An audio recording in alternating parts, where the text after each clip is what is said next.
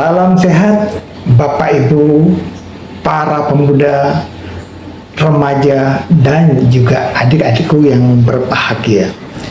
Dalam kesempatan ini saya ingin mengupas sesuatu yang mungkin sudah biasa. Apa itu? Komunikasi orang tua dengan anaknya. Bapak Ibu, sahabat muda, tentu kalau saya ingin membuat rangkuman, beberapa hal yang ingin saya sampaikan. Orang tua itu ingin anaknya berbakti kepada orang tua, kepada mereka. Anak juga ingin orang tua memahami apa keinginan mereka, apa tujuan mereka mengarungi kehidupan ini. Orang tua mengharapkan sapaan dan rindu dari anak. Anak juga membutuhkan perhatian orang tua. Bapak Ibu, sahabat muda, dan para remaja yang berbahagia. Antara anak dan orang tua adalah ikatan yang tak mungkin diputus. Oleh karenanya, orang tua ingin anaknya berbakti. Orang tua ingin anaknya juga tempat berbagi cerita. Orang tua tuh ingin anaknya mendapatkan pasangan yang sebanding dengan keyakinan yang dimilikinya. Orang tua pun berharap anaknya sukses baik dalam materi maupun batin. Anak pun ingin didengar segala keluhan-keluhannya, termasuk masalah asmara yang dia hadapi pada masa-masa remaja ataupun pemuda. Kemudian anak juga ingin keinginannya untuk kuliah ditunjang oleh orang tua. Bukan hanya sekedar orang tua ingin anak ini menjadi A, menjadi B, atau kuliah di A, di B. Itu. Jadi orang tua dan anak saling memahami. Memang di era digital ini kita kadang-kadang terganggu, terhalang. Bahkan komunikasi antara orang tua dan anaknya jadi jarang tercipta, jarang terkondisikan. Karena apa? Mereka semua sibuk dengan gadgetnya masing-masing ya. Orang tua mau melepaskan handphonenya berat banget. Begitu juga dengan anak-anaknya. Cobalah untuk saling memahami. Ketika orang tua bekerja, oke lah, Senin sampai dengan hari Jumat. Anak pun demikian, sekolah Senin sampai Jumat. Ya, kalau orang tua bekerja dari anggaplah jam berangkat jam 5, jam 6 sampai jam 4 atau jam 5 di tempat kerja. Sampai rumah mungkin ada yang jam 6 atau yang jam 7.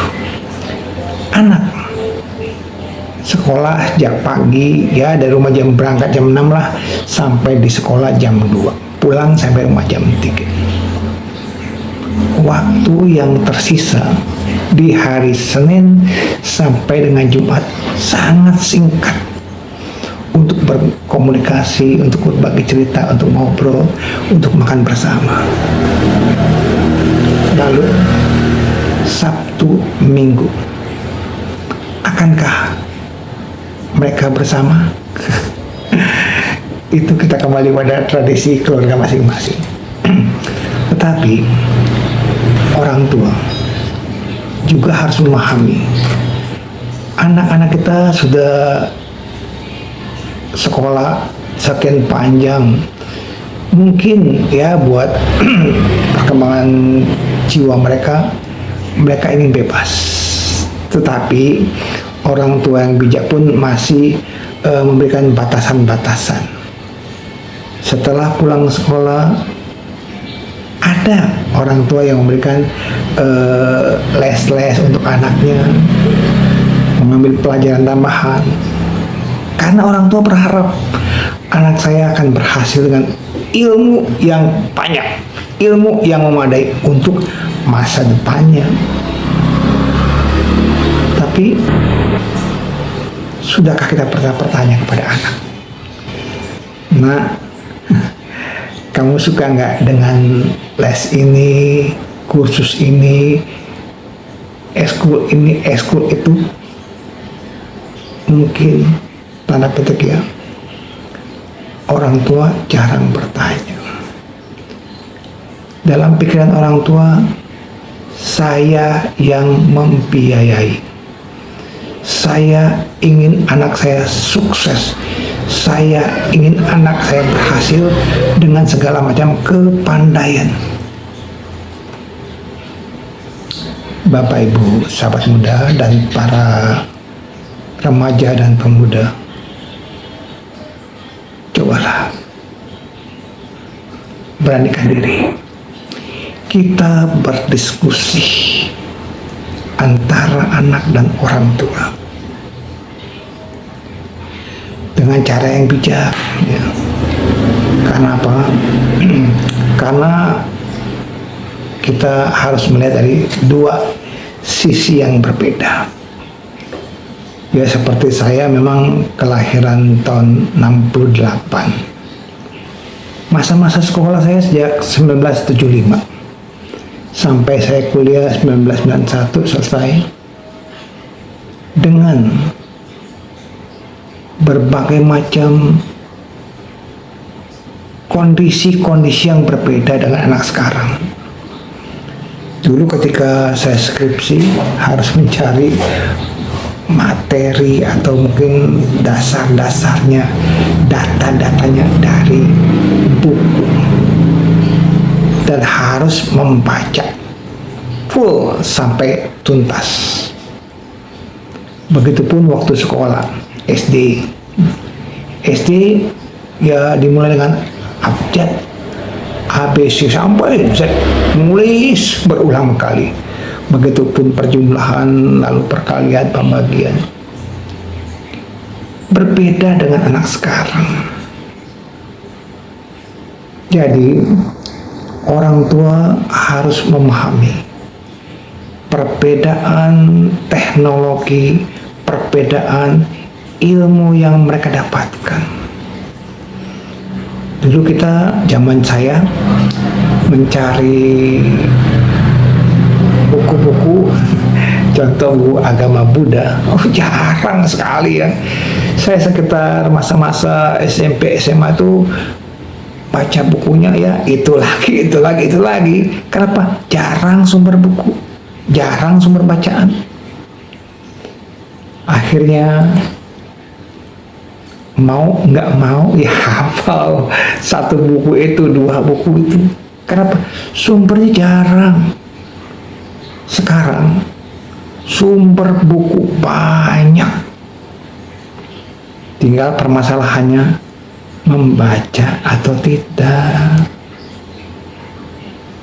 Era digital begitu menguasai sehingga untuk menyusun sebuah skripsi, sebuah tesis tertolong dengan sumber-sumber dari internet. Membaca buku pasti perlu, wajib. Apalagi ketika masa-masa kuliah, biar bagaimanapun, secepat apapun internet, teknologi komputer atau gadgetnya, ya membaca buku itu perlu. Memang tata bahasa perbendaharaan apa yang saya sampaikan pada kesempatan kali ini pasti akan disukai anak muda. Kenapa? Kuno. Ya, di zaman saya SMP dulu pernah membaca buku-buku roman, baca sampai habis satu buku, lalu mengulangi, menceritakan kembali di depan kelas. Memang bahasanya adalah rangkuman dari apa yang kita baca. Tapi dulu nggak ada rangkuman buku. Kita benar-benar membaca teks demi teks. Lalu situasinya bagaimana, marah, emosi di daerah pegunungan, daerah gurun, Kita membaca seperti tenggelam dalam buku, dalam cerita tadi. Mungkin sekarang pun sama ya. Anak-anak dengan masa sekarang ini, dengan buku-buku komik yang mereka baca, yang bergambar, bahkan di handphone pun bisa. Mereka ingin cepat. Inilah yang harus dipertemukan, bahasa orang tua dengan bahasa anaknya. Harus paham. Saya nggak mengajarkan secara textbook dan harus hafal textbook anak itu. Anak sekarang tidak bisa harus menghafal textbook isi dari materi yang kita sampaikan. Ya, misalnya tentang pelajaran agama Buddha, tentang duka, sebab duka, lenyapnya duka, jalan menuju lenyapnya duka. Kita nggak bisa membaca textbook dari kitab suci yang ada, tetapi kita harus menuangkannya, menerjemahkannya dalam kehidupan mereka sehari-hari. Misalnya, apa duka yang mereka hadapi? Misalnya, ketika menghadapi ujian, ulangan, atau mungkin mengerjakan PR, tugas rumah, itu tantangan, tanda petik duka. Lalu kok bisa duka? Ya, kita cari sebabnya. Oh, sebabnya saya ini terlalu menunda-nunda pekerjaan hingga akhirnya menderita. Tapi kalau kita melihat sebuah problem, tugas, PR, ujian, ulangan sebagai sebuah tujuan untuk belajar, jadi nggak duka lagi, tetapi tetap duka dalam pengertian yang simple. Jadi Bapak Ibu sahabat muda, kita terjemahkan bahasa yang tadi dalam Dharma dikatakan duka samudaya. Kita terjemahkan dalam bahasa mereka. Bukan berarti kita memutarbalikan ajaran Buddha, bukan. Tetapi kita sampaikan dengan bahasa terdekat mereka pahami. Kalau hanya penderitaan, siapa yang mau belajar? Bapak Ibu sahabat muda, saya pernah ikut multi level. Ternyata banyak konsep Buddhis yang dipakai. Misalnya apa? Pikiran adalah pelopor. Kalau kau mau maju, ayo berpikirlah, saya bisa. Ini konsep ajaran Buddhis. Karena apa? Pikiran adalah pelopor, pikiran adalah pembentuk. Ajak mereka berpikir untuk maju. Saya bisa maju karena saya memulai dengan kemauan, motivasi. Jadi ketika kita belajar mengambil ilmu Buddha, pikiran adalah pelopor. Saya belajar matematika, saya harus bisa. Karena apa? Saya harus mengawali dengan kemauan belajar, lalu pelajari dengan konsentrasi, dengan sabar, dengan semangat belajar. Itu kita terapkan ajaran-ajaran Buddha. Bapak Ibu sahabat muda, para remaja, para pemuda bukan tidak punya masalah, mereka punya masalah. Bagaimana mereka bisa memahami orang-orang di sekitarnya sementara mereka belum kenal. Takut, oh nanti ini akan begini, akan begitu. Nah, sebagai orang tua, sebagai guru, sebagai tokoh agama, ayo kita ajarkan bagaimana mereka bisa mencari sahabat yang baik, mencari sahabat yang bijak. Bukan hanya, maaf, kadang-kadang kita udah terkunci, sahabat saya, teman saya harus seagama. Tidak ya, kita berteman, bersahabat dengan siapa saja. Tapi ingat, yang memang memiliki kemauan memajukan batin, memiliki kemajuan batin, bukan kemerosotan. Itu kita ambil pijakan yang tepat. Jadi intinya, kalau kita mau mengungkapkan tujuan kita, harapan kita kepada anak-anak kita, kepada remaja, kepada muda, coba samakan visi misi kita, samakan bahasa, samakan tujuan kita. Saya ingin mengajar anak-anak memahami hukum karma. Tentu kita tidak bisa mendogma, kamu harus percaya hukum karma, kalau tidak percaya dosa namanya. Jangan. Dalam ajaran Buddha, kita diajarkan untuk ehipasiko, datang, lihat, buktikan. Tetapi bukan semua harus dibuktikan. Kita, saya nggak percaya, membunuh itu pendek umur, maka saya harus membunuh. Bukan begitu.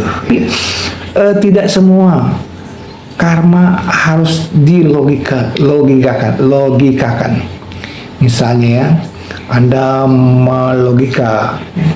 mengambil dengan logika, saya mencuri supaya akibatnya tidak terlalu berat, maka saya berdana dari uang hasil curian itu.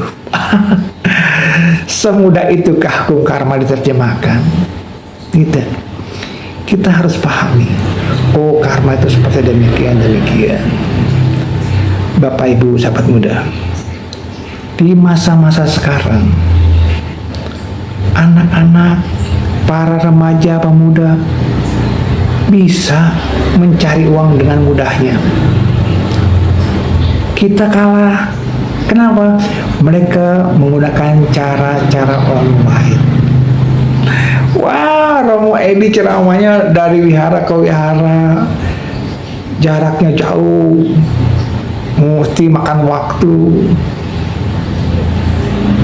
mesti tenaganya ekstra. Itulah tugas membimbing dharma, memberikan pelayanan dharma. Apakah nggak bisa online? Bisa, tetapi belum semuanya bisa di-online-kan. Misalnya, ada keluarga yang berduka, meninggal papanya, mamanya, atau anaknya, atau saudaranya. Nah, itu belum bisa di-online-kan. Loh, kenapa nggak bisa?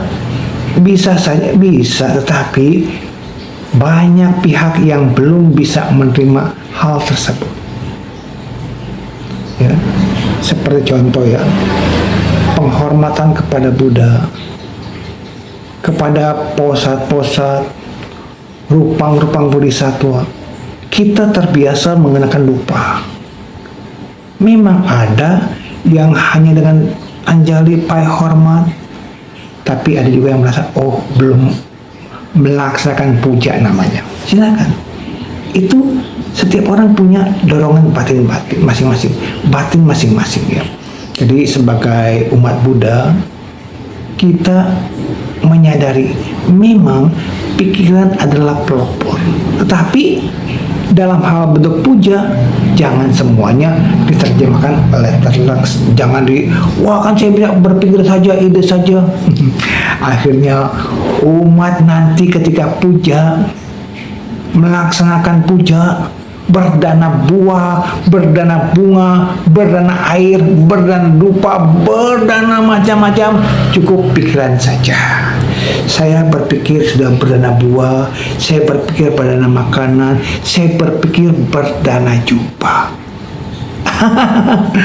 Nggak bisa digitukan. Oleh karena itu, kita jangan mengambil semuanya harus pakai logika. Harus dengan pikiran pelopor, betul ya, pikiran pelopor. Tetapi kalau tidak ada benda yang kita berikan, namanya belum berdana. Walaupun dalam tanda petik berdana berawal dari pikiran, betul ya. Nah, inilah kita pertemukan persepsi yang sama kepada para remaja, para pemuda. Kenapa mereka semakin enggan datang ke wihara untuk mengikuti kebaktian?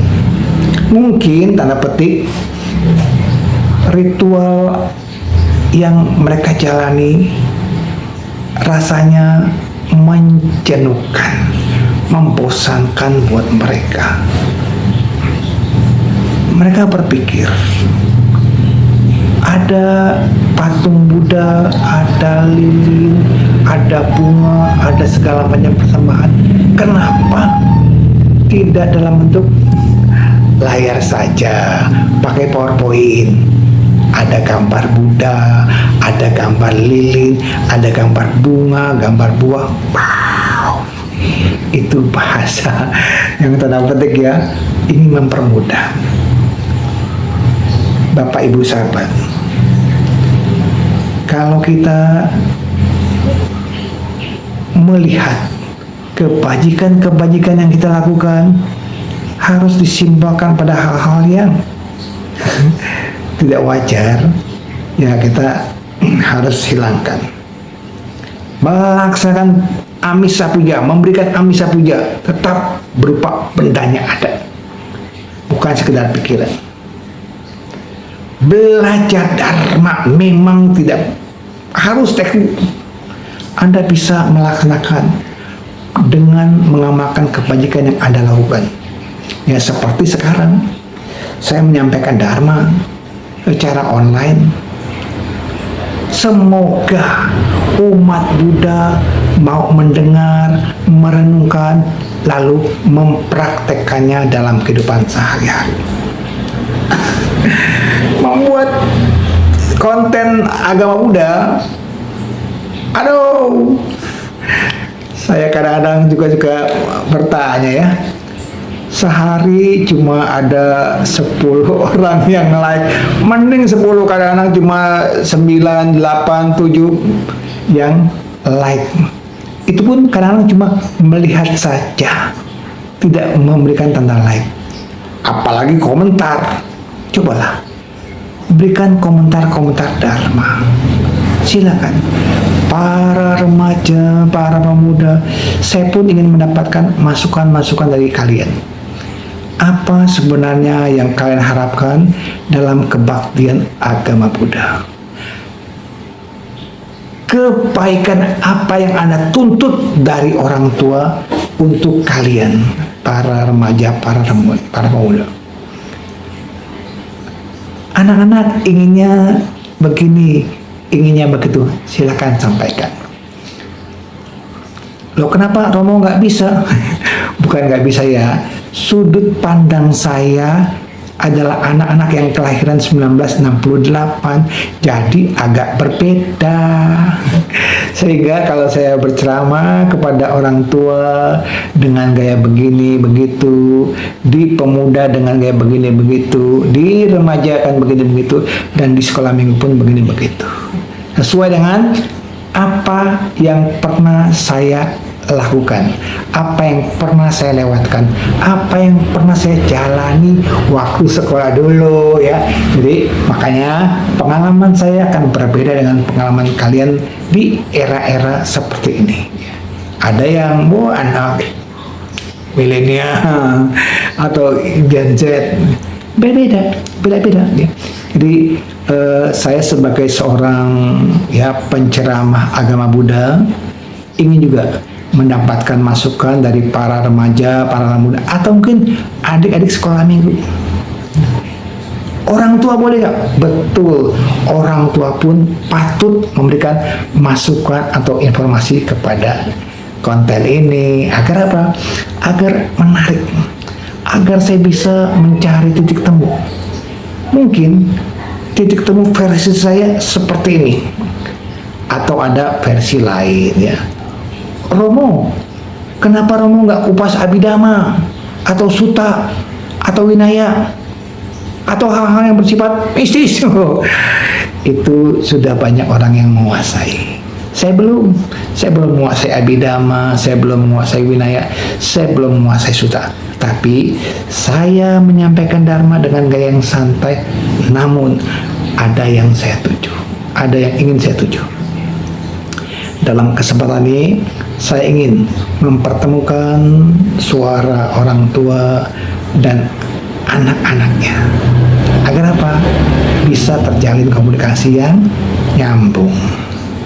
Semoga kalian bisa memberikan yang terbaik. Mohon maaf bila ada hal-hal yang kurang berkenan dalam penyampaian materi ini. Dan saya berharap kita bisa diskusi bersama demi kemajuan batin kita sesuai dengan yang Sang Buddha ajarkan.